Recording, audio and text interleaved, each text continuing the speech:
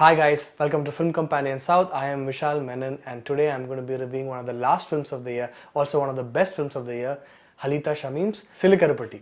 One of the little pleasures of watching an anthology is the exercise of wondering why the makers choose a particular sequence to tell these stories. Should this pattern follow an ascending order of inventiveness, with the last shot being the most ambitious? Or should it be the opposite, like Amazon's Modern Love, which started off with the best episode, only for diminishing marginal utility to soon take over? What Halitha Shameem has effectively done with Sillu Karupatti is invent another pattern. Of the four, one of the best takes the slot right before the interval, with the other, the final one, leaving the Netflix-obsessed millennial asking for more. Pink Bag, the opener, is the film you almost expect from the filmmaker who gave you Poovarsam PP, with cute being the mood word. The titular Pink Bag is a curiously colorful garbage bag that ends up with one of the city's rag picker boys. These bags, which he waits for every day, gives the shot an epistolary form, with each delivery of trash presenting him with fresh treasures. A photograph of a young girl arrives first, followed by a cassette player, a string of ribbon, and a half-used shampoo bottle before something really valuable reaches him. But in his effort to return this to its rightful owner, we get beautiful moments like the one where he hides behind a trash can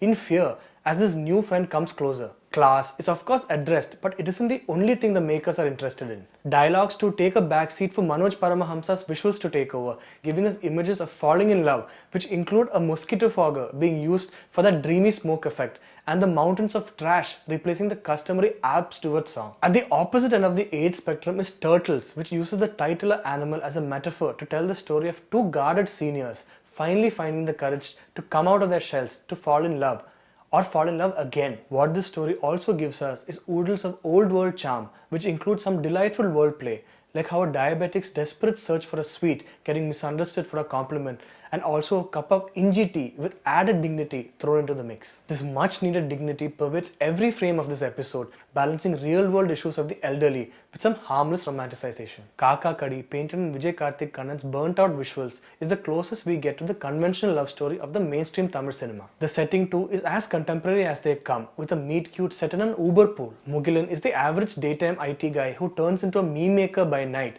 and Madhu, his co-commuter, is a fashion designer whose code Mugilan steals for one of his vlogs. Yet their love story is hardly commonplace. Cancer is involved of a particularly masculine kind, but what the film does is destigmatize the taboo ever so delicately with its everyday conversations that the topic is only given as much weightage as an obstacle in an otherwise ideal love story. It's always Madhu who takes the first move, and her uppity attitude sells us lines as cheesy as Johnson & Johnson's No More Tears. And when a film gets you to look at a crow pooping on the hero's shoulders as a sign of true love, you know there's some magic in the writing. But it is Hey Ammu, the finale, which deals with post-marriage love, or the absence of it, that really surprises you with its depth. Amudani is introduced to us in a top-angle shot as her husband Dhanapal gets ready to go to bed. There are 3 kids sleeping in between them tells us that what we're actually seeing is in fact a long-distance relationship. Sex for them is merely mechanical. There's no need for sweet words or foreplay.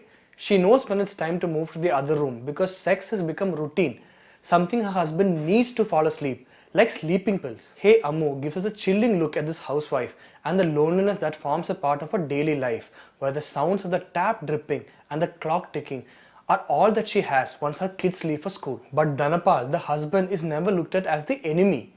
Has he changed?